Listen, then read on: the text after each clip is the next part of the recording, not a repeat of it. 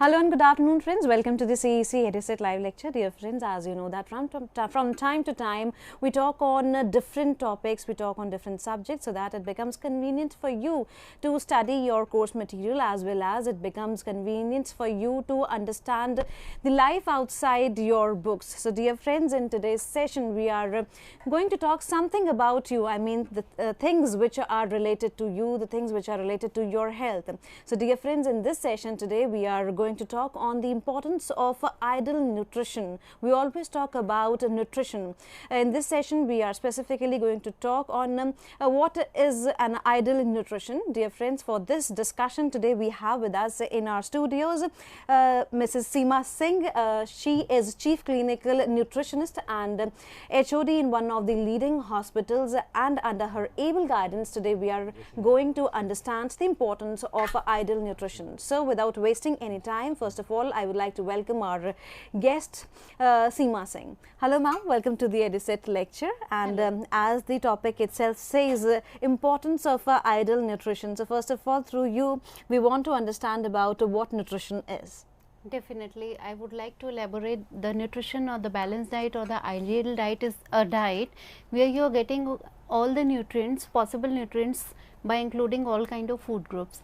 So before telling you this thing, why we need the kind of a balanced nutrition or the ideal nutrition, we has to understand that in today's scenario we need it more, because we all are living a sedentary kind of lifestyle, and a typical profile we all are having, whether whatever age we are in.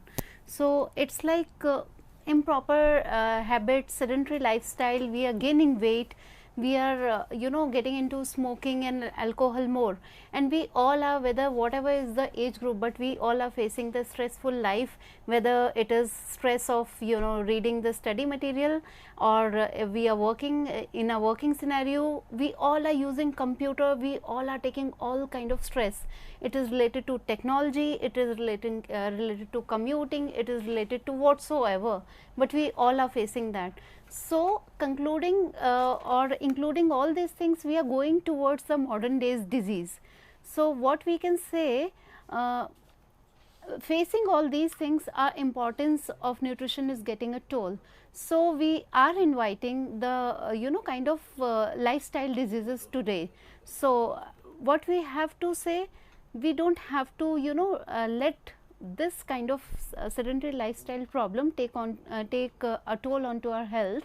We have to take care, because if we see the survey, so in 1990 whatever diseases were less, suppose injuries were maybe total 13%, so now it will be almost 19%. And if you see, the lifestyle disorder was 29% in 1990, so by 2020 it will be 57%. So you see the growth in that, how we are projecting and how we have to stay away from these projection. In 2010, if we see the indicators of global health, global burden of disease, then the biggest killer was heart disease. And in 2020, if also we see what is the will be the killer, or what will be the cause of death, or what will be the reason of kind of diseases, disease burden and all, it will be heart disease or sedentary lifestyle disease. And the biggest reason is bad diet or indoor pollution, smoking, high blood pressure, these kind of stuff. So everything is starting from the diet and lifestyle, and we are inviting different kind of diseases, whether it is diarrhea or chest infection, tuberculosis, or maybe diabetes. Everything is coming from whatever you eat. So the main first factor is bad diet. And if you see the risk factor to all these non-communicable disease, so these are the main factors are nutrition. If you see all the risk factor related to cardiac disease, diabetes, cancer and respiratory, so majorly nutrition and the physical inactivity, that is giving you all possible reason to get these 4 non-communicable disease. So more getting into the reason, if you go into your past, your childhood, or maybe your parents' childhood, there the portion size was very smaller, and in today's scenario we are getting the bigger portion, whether we go to the mall or we go to the cinema hall. So we are really adding into the calories. However, if you see popcorn size, in earlier scenario we used to get the smaller popcorn, but nowadays we are getting the bigger popcorn, we are getting the bigger Pepsi, we are getting the bigger French fries. So that's how we are increasing the calories and saturated fat into our diet, that we have to avoid.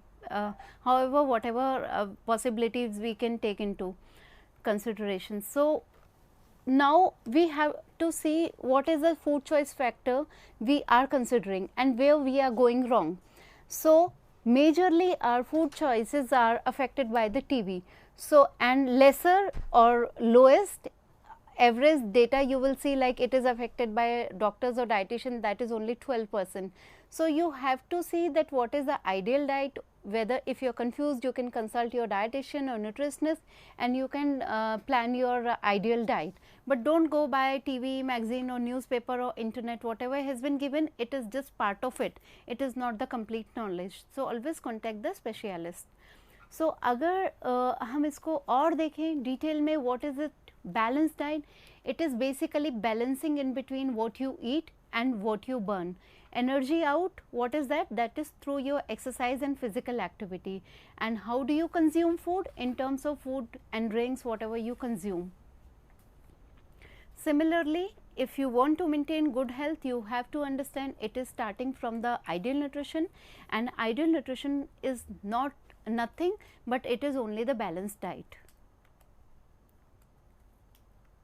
So what is the balanced diet? As I told you earlier also, the diet which is possibly giving you all kind of nutrition and which is including all kind of food groups into the diet, that is basically 5. So the first one is cereal that we eat in the form of rice, chapati, millets and all. Second is pulses and legume. Third is milk and meat products. Then fourth one is vegetable and fruits, fats and sugar. In addition to everything, fiber and water is also the major food group. So we all forget water. So I will say this is the first and important nutrient into your diet. You have to include into your diet, and that is very essential to take it. Now, if in detail we discuss what all nutrients you need to take into your diet to make it very nutritive, maybe full of nutrition or the balance in terms of nutrition. So, we will start from the carbohydrate, then the protein, fat, then vitamin and minerals, including fiber and water. So, these all are the nutrients that you have to include into your diet. So, one by one, if you take it, we will talk about first about carbohydrate. So basically in our diet there has to be 60% calories should be coming from the carbohydrate. And what may be the source? Sources may be in two forms, like refined carbohydrate or the complex carbohydrate. So when we talk about carbohydrate, we have to take everything, but we have to prefer more kind of complex carbohydrate. So reasons are very simple. When you take the complex carbohydrate, you are including the fiber into your diet, that is actually very healthy for you. So these good carbohydrate sources are wheat flour, chapati, brown bread, oatmeal, parboiled rice and fruits. And you know, other source of carbohydrate may be that is the refined flour. I would like to say you have to consume it very less into your diet, that is maida, puri parantha, bread, cornflakes, polished rice and fruit juices. Next, I would like to talk about the protein. Protein is a very important component of your diet. Basically, protein, we all know our body is built up of cells. So, if you want to maintain our cells, membranes and the muscles, we have to take the sufficient amount of protein. Protein gives us the calories also. But today's scenario, we want to take protein and protein only. No, you don't have to do that. You have to take everything in place. So total calories should be coming, it should be 10 to 12% only, that should be coming from the protein, and the sources are meat, fish, poultry, chicken, milk and milk products and pulses, legumes. So these all things you have to include into your diet so that you get the complete protein. and largely complete protein. When we talk about protein, there are two kind of protein, one is incomplete and other is complete. You have to firstly choose for the complete protein. If you are the vegetarian, then you have to keep it in your mind, you have to really give the preference to milk and milk product. But if you are non-vegetarian, definitely you can include non-vegetarian stuff also, including chicken, fish and eggs, etc. But if vegetarian, then you have to keep it in mind, there will be really a task to complete the protein requirements. Then you have to include more of legumes into your diet, soya bean and paneer, milk and milk product, curds, etc., so that you are not suffering with the protein deficiency. Next, I would like to talk about fat. This is the most talked about factor. How do you take fats into your diet? You have to take it or not? So I would say this is another major source of energy into your diet, and definitely you have to take fats into your diet. So total calorie percentage coming from the fat should be 30%. So if we talk about 60% from the carbohydrate, 30% from the fat and 10% very less amount from the protein. So the answer is clear, you have to take fat into your diet, you can't be on fat free diets. So fats, what all you have to take, I would say you have to take mixture of fat. So there is no of any kind of fat, you have to include everything in your diet. If we talk about separately, saturated fat should be coming into your diet of total, it should be 27 to 33%. Monosaturated fat should be above 27 to 33%. Polyunsaturated fat, that is PUFA, it should be below 33 to 40%. By including all these fatty acids, you are creating a balance into all kind of fats, and you are getting possibly all kind of good fats into your diet and keeping away the bad fat from the diet. So now we will talk about the sources. Saturated fat will be coming from whole milk, butter, ghee, vanaspati ghee and coconut oil. So now whenever I do my OPD, I practice or I consult my patients and people, they definitely ask me, can we take ghee? We are told not to take ghee, we are told not to take butter, we are told not to take malai, etc. I would say if you are healthy, you don't have to lose weight, definitely you can take it. But if you are suffering from cardiac disease, you are suffering from any kind of lifestyle disorder, then definitely you have to control it, but there is no big no-no or no control, complete no-no that you can't take ghee or butter or makhan at all. You can take it, but in proper amount. Like suppose if I tell you 4 teaspoon of fat or liquid fat, that is liquid at room temperature, the total amount of 4 teaspoon of fat you can take in your diet. So out of these 4 teaspoon of fat, 1 teaspoon of butter or ghee in melt form you can take. Another source of monounsaturated fatty acid, as I said, you can go for mustard oil, peanut oil, olive oil, sesame oil and rice bran oil. And PUFA you can get it from sunflower, safflower, cottonseed oil, corn oil and soybean oil. It looks little cumbersome that how to take all kind of oil into your one possible diet. So the answer is simple, you use all kind of possible oil at your home and keep everything onto rotation. So maybe for a month you are using suppose sunflower oil, for next month you can use mustard oil or the olive oil or the rice bran oil.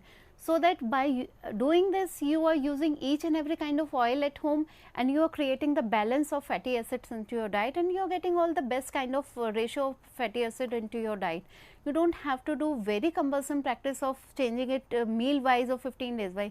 You can do it monthly changes or rotation of all oils at home, and maybe small amount of ghee can be used for the dal, tadka and all, because we all are Indian, we enjoy the ghee tadka in the diet. So definitely you can enjoy your dal also with the ghee.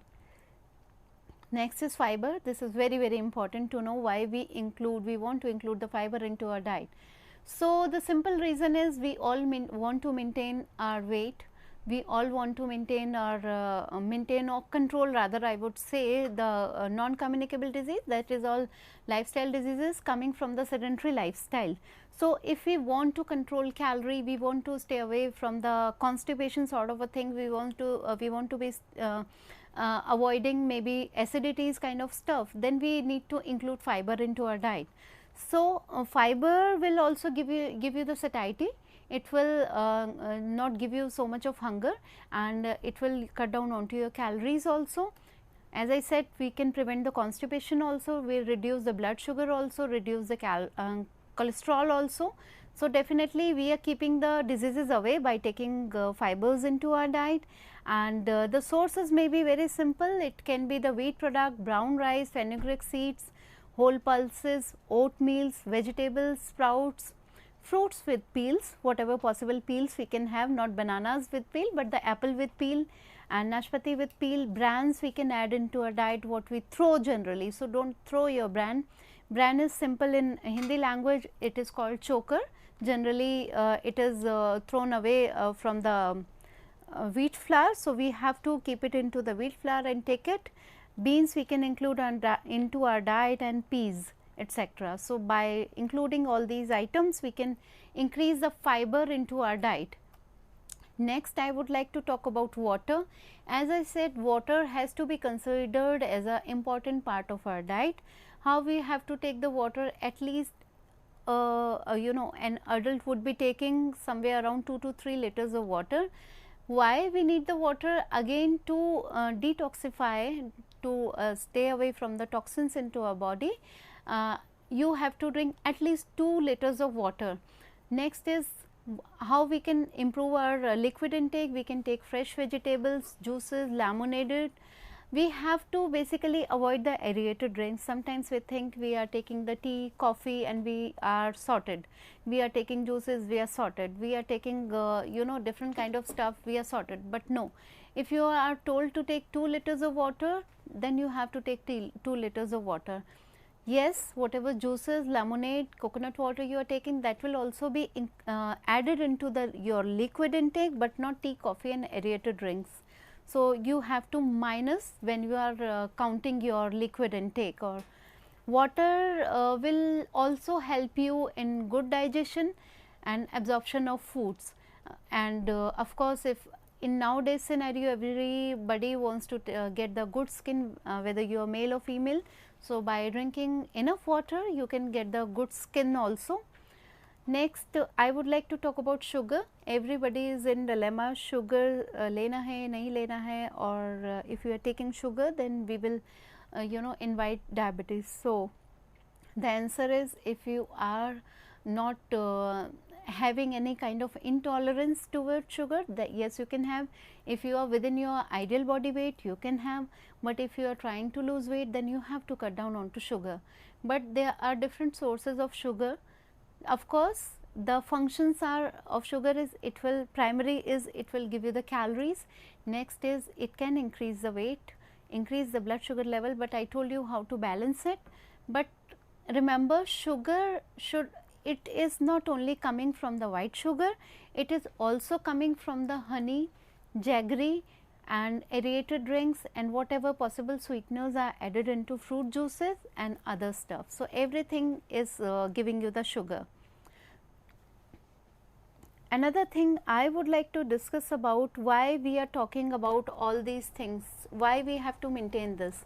So, as I said, we have to maintain everything to stay away from the global burden of disease. So, by taking all these kind of nutrients you can add into your diet, you can really stay away from these disease. And how you are getting all these kind of things into your diet, you have to include all kind of food groups. So, what all are the food groups? Starting from millets and cereals, pulses and fruits, vegetables, milk and milk products. So, when we talk about including all the groups, you have to always remember we have to give the importance to the fruits and vegetable also. So, there is a simple phenomena of this, that you have to take 5 portion of fruits and vegetable. How we will include that? Maybe 2 portion of vegetable, and throughout the day you are taking that, you are including 2 portion of salads into your diet, and definitely then you are including 2 portion of fruits into your diet. So, whenever you want to include your into your diet all kind of food groups, always remember, choose different kind of colors. So, whenever you will be using different kind of colors, definitely you are getting the antioxidants into your diet also. So when you are taking the antioxidants, again you are staying away from the all kind of possible lifestyle disease, even including cancers. So because it is having vitamin A, D, E, K, even C, and it is also having different kind of phytonutrients, so that will also give you the help from being stay away from your lifestyle diseases. So always you have to remember that you have to somehow somehow remember this thing, that you don't be after one particular nutrients, because if you will be after one particular nutrient, then you will be you know, staying away from another important nutrient, so that will be a problem to you. So similarly, once we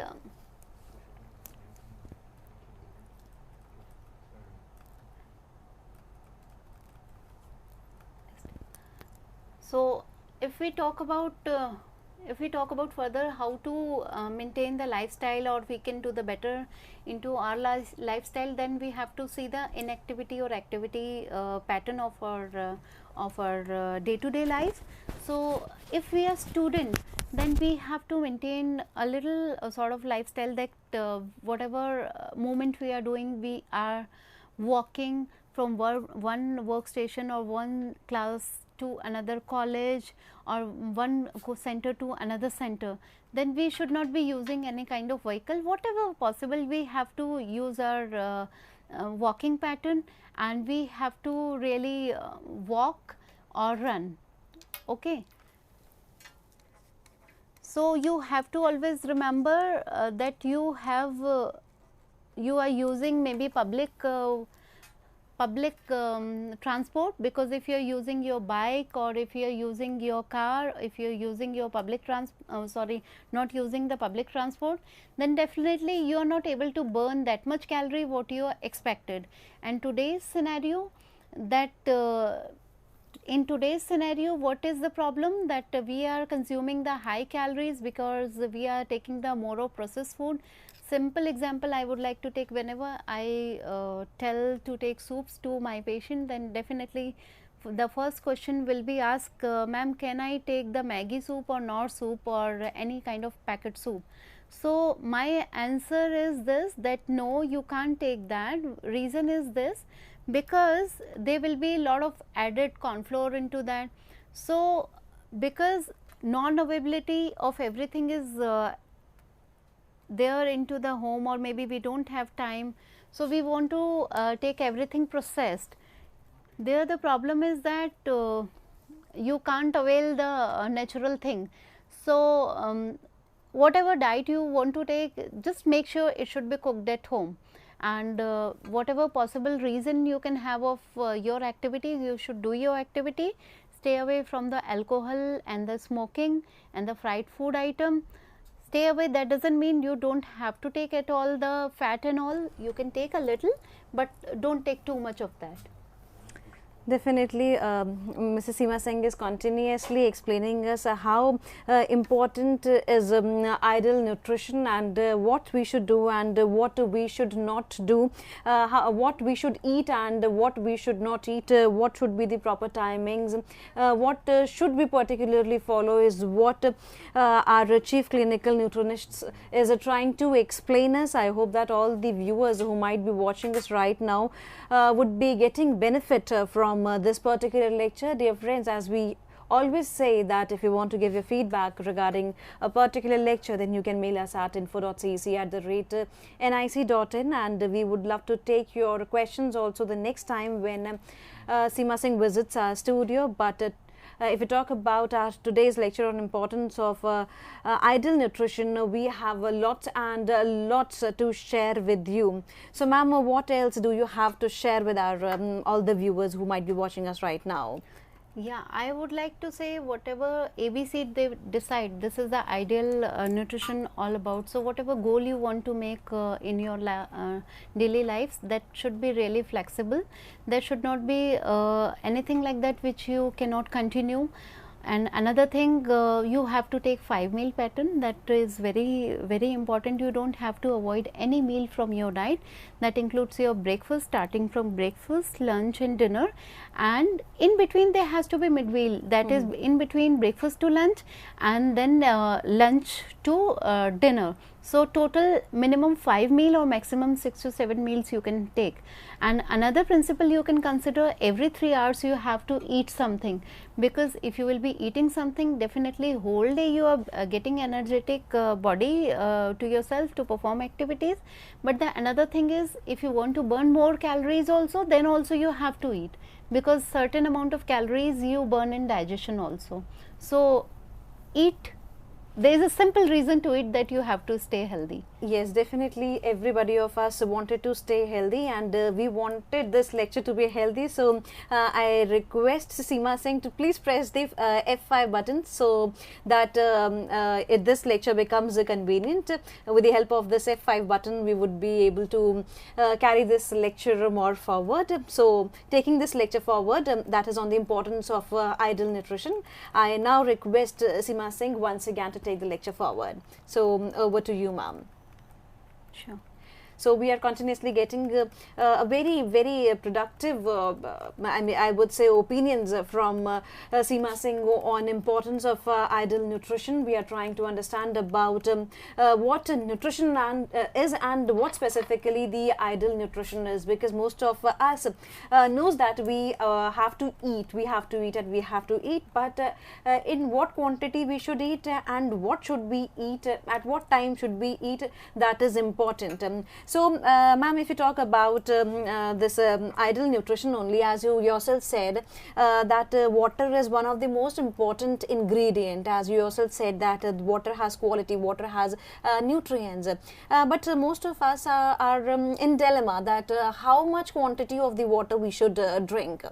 As I said, it has to be at least 2 to 3 liters of water, because whatever water soluble vitamins you are having, and digestion you have to improve, you have to get the healthy skin, you have to get different kind of problems. Sometimes people feel acidity is there, sometimes they feel bloating is there. The simple reason is because they are not having the enough water. The moment they start having water, they feel, you know, out of this problem. So at least 2 to 3 liters of water they have to take. 2 to 3 liters of water is important. Some people have tendency or the habit of when they get up early in the morning, they first have water. Is this habit of theirs is good, or there should be some alteration? No, they can continue. This is a good habit. They can have in the morning the first 1 glass of water or 2 glass of water, because overnight there is the acid formation into the body that is actually working over the lining. That's so that neutralizes all kind of acid, possible acid into the stomach. And second thing is, whenever they are taking the water, then they are controlling the temperature of the body also. So that's okay. That is important, that we should or one should drink water. Another question arises, it is always said, I don't know whether it is a conception or a misconception, when people says that one should not drink water in between the meals. Is it true, or we should follow this tendency? Yeah, I actually believe in not to take too much of water or water in between the meals. Even you have to maintain the gap of 30 minutes before and after. Reason is that because when you are eating the food, there is a certain quantity of food that should go into your stomach, and certain amount of food your stomach can retain only. So whenever you are taking the extra amount of water in between, then definitely you cut down onto the quantity of capacity of the stomach, so you are eating less. But the another thing is, when you are taking the water, then you are neutralizing all kind of gastric juices also. So this is creating the hindrance and discomfort it gives to you. So does the lukewarm water or the hot water kills the nutrients? Because some people also have tendency of drinking a lukewarm water, or some people they are fine with the cold water. So does the nutrients are killed, or they are I mean, they are multiplied or generated more with the temperature of water? See, nothing like that, because you are drinking the water. So whatever temperature you are drinking your water, because you are not making the direct contact of food. That we can talk about in cooking practices, that this cooking practices, these are the cooking practices, those are killing the nutrients or not killing, but drinking water does not kill the nutrients. Some people also have conception, or again the misconception, that they think so that they're having a cold drink and they are able to replace water. So I feel so that this is a misconception. This is absolutely the misconception I covered into my PPT also, that you cannot include your aerated drink. Even I don't want to say this thing that you can replace your water with the juice, so coconut water or etc., because nowadays dengue is really on high. So we tell you take a lot of water or fluid, so you have to keep your juice aside or the aerated drink aside, and you have to maintain plain water quantity in terms of 2 liters somewhere around. So whenever you take aerated drink, you always remember this is another cause of dehydration. So it cannot replace the water. Of course, it cannot be replaced, and it is our personal thirst also, that what is water? We feel the presence, we feel the taste of water, and our thirst we can quench it is through water also. So now the question again is, because if we talk about our country alone, and we have rural India also and urban India also, and we have different sources to get water. Now the question arises, some people could afford the aqua guards or the ROs at their home, and some people cannot. So under that circumstances, a bad water, the water which is obtained through a bad source, could be the cause of concern for poor health. Definitely. Definitely. So for all those people who can't afford a purified water, what can they do? They can boil and cool the water, so it is killing all the germs and they can have it. Definitely, one can do so by heating the water, I mean at a particular temperature, and then by cooling again one can have the water and can have or can lead a healthy life. This was all about the water we talked about, as Seema Singh herself said that how important water is and what special nutrients water carries. Now if we are talking about eating habit, so it is preferred that 3 meals a day we are talking about, because in country like ours we have a tendency to have 3 meals a day, or if we talk about particular families or the people of particular professions, they are strict to 2 meals a day, sometimes 1 meal a day. I mean, what should be the criteria, or what should be the parameter of having a meals a day? Okay, as I said, we have to maintain a gap of 3 hours into your diet. So mandatory, it is absolutely mandatory, you have to start your day with the breakfast. Whenever you are getting up within 2 hours or so, then you have to take your mid meal, then lunch, then mid meal, evening meal basically, and then the dinner. So minimum 5 meal you have to take into your diet, and it can go up to 6 also if you are sleeping very late. As we could see in the metropolitan cities specifically, where people are rushing and they don't have time to go for their usual meals also. In that condition, how one can find time to have mid meals, or what should be the ingredients, if you talk about the mid meals, what one could take in between? It should be very handy. I can understand we all are busy, but the thing is, we'll have to find somehow any time to maintain our health, otherwise we will be increasing the numbers of diseases. So the expected projection you have seen what will be by 2020, so we have to fight with that, and we have to take out some time. Maybe we can carry some ready-made food or keep into our bags, or maybe on workstations or whatever. So it may be roasted chana, roasted namkeens, not very fried items. It may be some sort of mixtures, maybe high fiber biscuits. Sometimes we can carry the whole food or the cut fruits with us. We can prefer the salads to eat. We can prefer some sort of sambar idli if it is available near to the canteen. Then rather than preferring samosa, pakodi and all, we can prefer for the steamed food item, maybe dhokla, maybe idli sambar, something like that. As you mentioned about the South Indian food, and there was a report a few months back that idli sambar is the most appropriate breakfast. Is it so? I agree. If why? Yeah, because it whenever you are taking idli sambar, it is the complete meal composition. I discussed all kind of possible food group you should be taking into your diet, and that is it. it is idli sambar is having in it. See, when you make the sambar, the dal is there and the vegetable is there. When you make idli, then the rice is there and the dal is there. So what else you want? And dal alone is incomplete protein. I showed it into my presentation also. The moment you are mixing with the cereal, you are making the complete protein. So definitely idli sambar is a complete meal option. Then I would say that most of the people in North India also would prefer to have a very good breakfast in form of idli sambar or a mid meal. Absolutely. Ma'am, what about the fruits? Can we have fruits as the mid meals? Yes, of course. This is very good choice, because as I said, there is 5. We have to take 5. Okay, fruits and vegetable.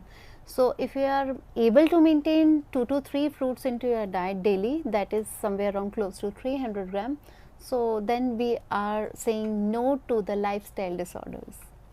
All those people who are more into dieting and they are preferred, or it is said to them or to the general public also, that one should not have fruits at night because the sugar content in the fruits is high and the person is likely to get more weight. Is it so?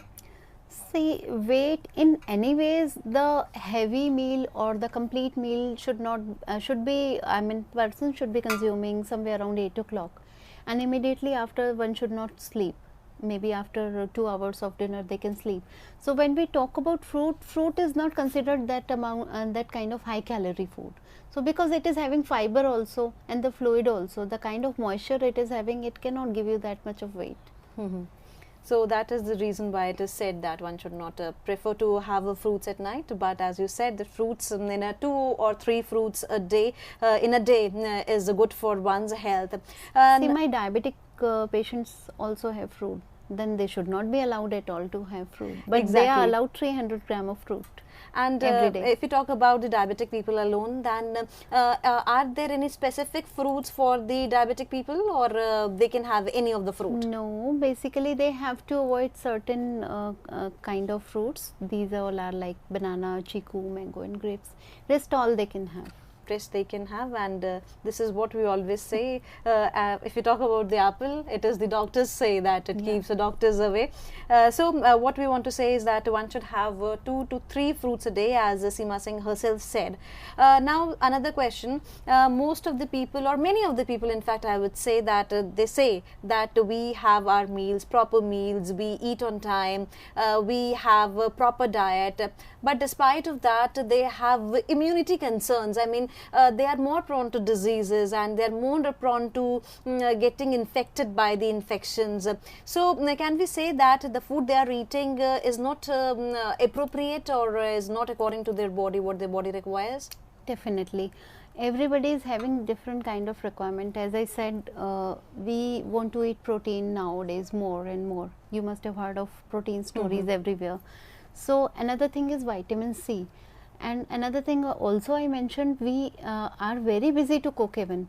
So we want to take everything, ready-made into the market. So definitely when we are taking something processed, then we are not getting the complete kind of nutrients. And if we are lacking into protein, if we are lacking into vitamin C and different kind of minerals, then we will be taking a toll onto our immunity.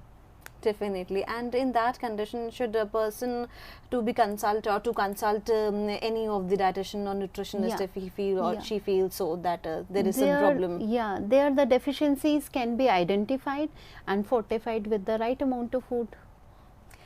There are also, as we are talking more about the idealistic nutrition, and as well as the somewhere the eating habits of the people also, and I am talking lots about the misconceptions and conceptions, because as we daily eat, and a number of times we used to eat, but still we are unaware what to eat and when to eat. There is also a conception or a misconception that one should not have curd or rice at night.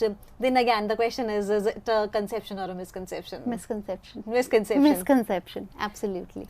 So one can have anything, I mean a curd or a rice at night also. Yeah, they can have in the balance amount. They can have rice also.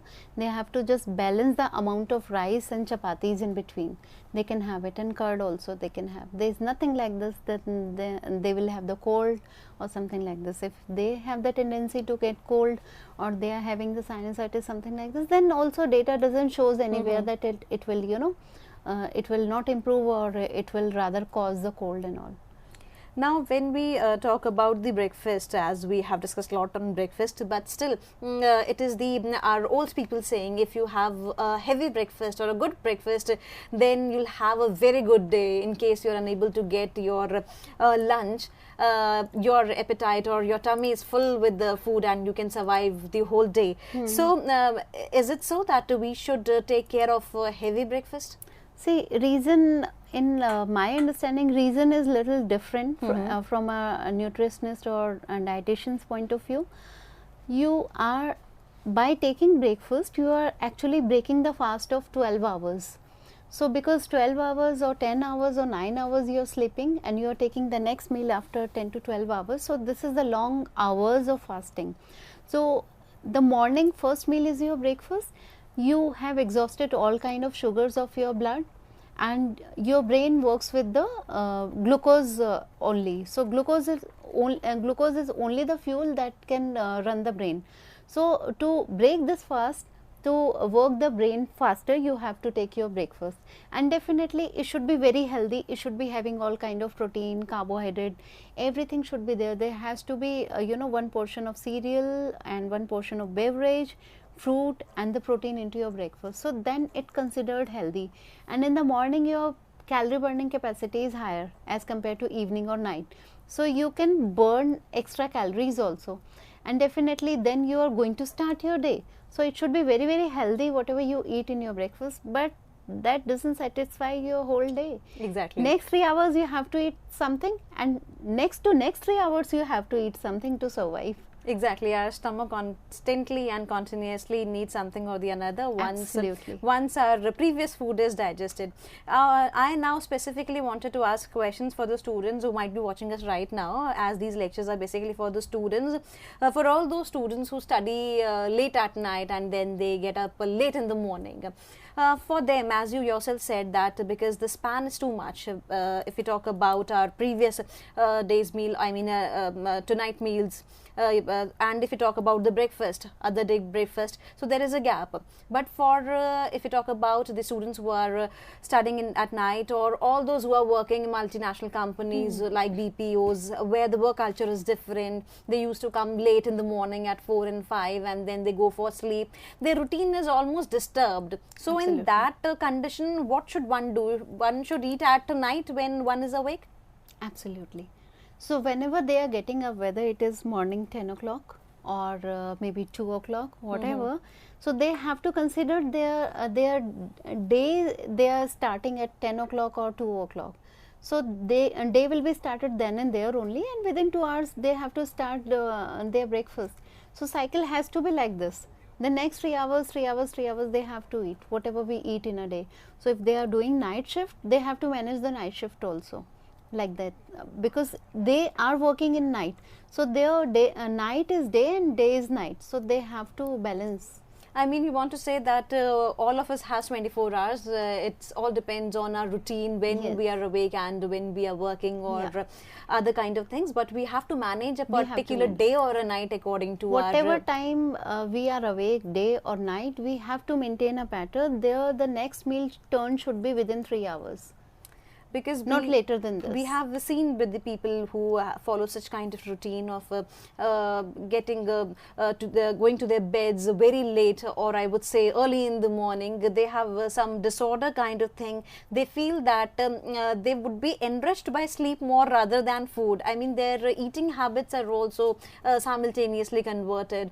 They won't prefer food, but instead of that they would prefer sleep. So what should one take care of, that one should eat before sleeping? Yeah, one should eat before sleeping, definitely. It's like your dinner, whether you are sleeping early in the morning, but you have to take your dinner, because then you are considering your night. Okay, and moreover you have to understand, sometimes these people feel we are not hungry, we don't require food, but body has given you call, you have ignored the call, and now body is not giving you the call.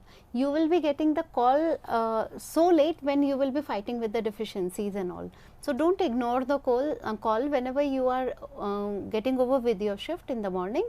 You take your meal as a dinner, then you go to go for the sleep, and maybe after 9 hours or 8 hours, whenever you are getting up, you take one meal as a breakfast, and so on. And we are talking about more for the students or all those people who work till late at night, or with all those who go for sleep early in the morning. We also have seen that they generally are prone to the acidity kind of problem. So more will be the difference between the meals, more the people are going to get acidity concerns. Is it so? Yeah, you are right. You are right.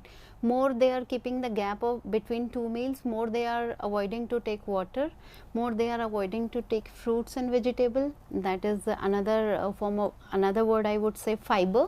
Lacking diet they are having, they will be fighting with the acidity. Ma'am, as we always say that our stomach, which always need food also, and we constantly need we need to have our food burned also. I mean, as we always say that it should be digested continuously, as you mentioned about the fibrous food. So could we say that this fibrous food helps in our digestion? Yes, this fibrous food definitely it helps in digestion.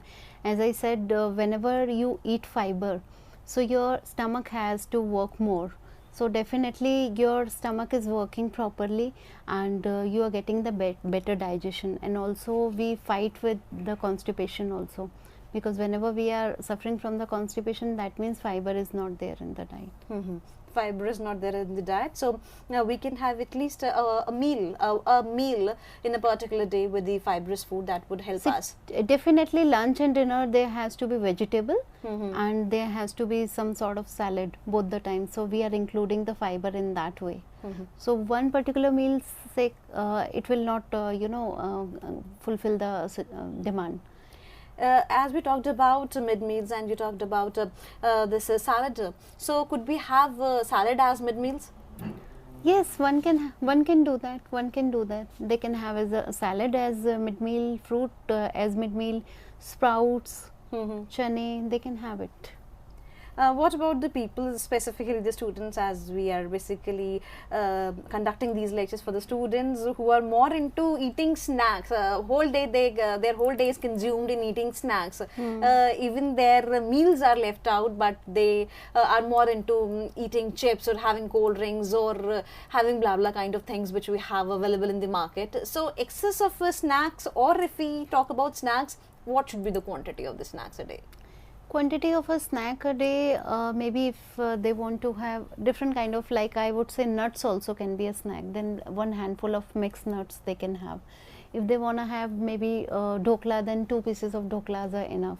If they want to have idli, then 2 pieces of idlis are more than enough. So they can do like this. If they want to have chana, 1 handful of chana is enough. Biscuits, maybe 2 to 3 biscuits are enough.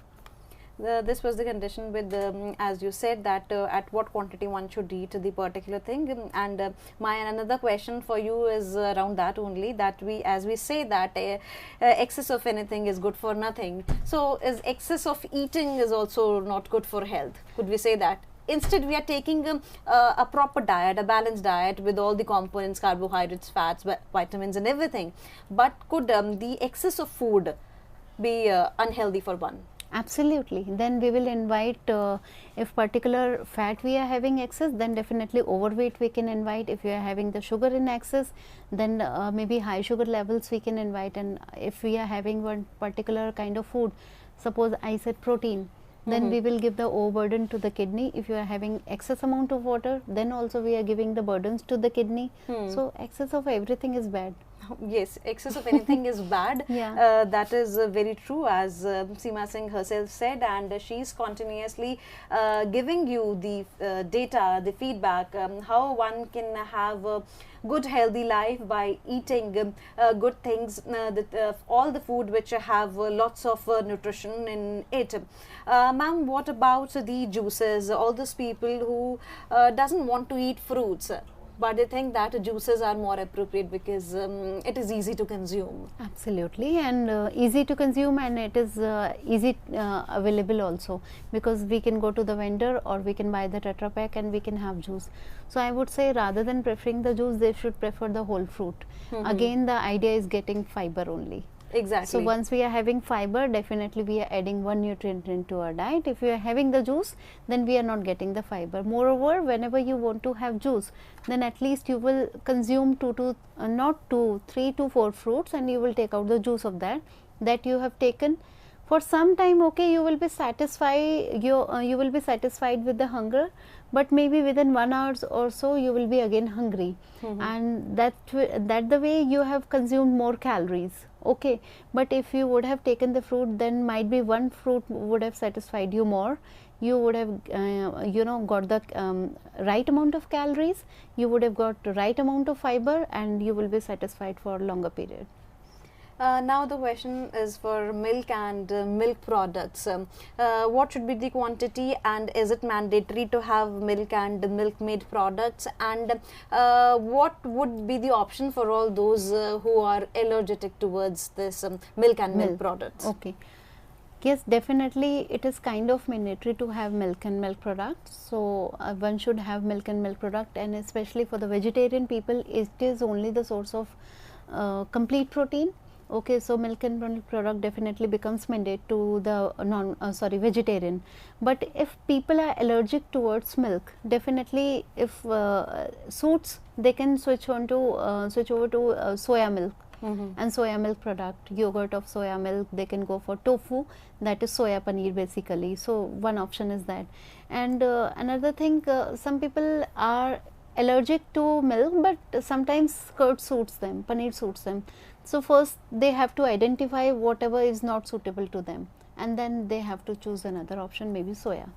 Definitely. Now the question is for the non-vegetarians who are more likely to eat non-vegetarian food, and they feel so that vegetarian food is not a food, as they have general tendency. Now the question again is there should be a quantity to eat the meat or the meat products? Yeah, definitely. When we talk about non-vegetarian stuff, then there are majorly 3 categories: fish, chicken, and red meat, that is mutton. So at a time, one can replace like daily, I would say you have a bowl of dal. So if a non-vegetarian want to have this kind of non-veg food, they will not take dal, they will replace their dal with the 80 gram of mutton or 100 gram of chicken fish. They can replace their protein. So this is called protein exchange basically. You have to get protein whether you get from chicken or fish or you get from dal, that's okay. Exactly, one should know at what quantity. But mutton should be in control. Exactly. That is red meat, so. Exactly what Seema Singh has said. I believe that you must have noted and you must have incorporated all what she has said from now onwards. For all those, I would say, all those people who are more into dieting, or all those who are in curiosity to lose their weight and they are not eating, because people have tendency that when we will not eat, we are able to lose.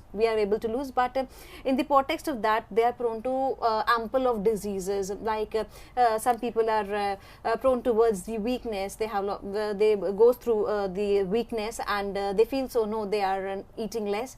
It means that they are going to lose their weight. So again, this is a conception or misconception. By not eating. By not eating, exactly. Okay. By not eating, initially you might get the weight loss. Okay, it happens. So because you are actually burning your stores, but the moment you will be remaining yourself like this only, your body will be habitual to eat those much of calories. Suppose I eat only 2 meals and I will lose weight, and slowly and gradually my body will be adapted towards 2 meals only.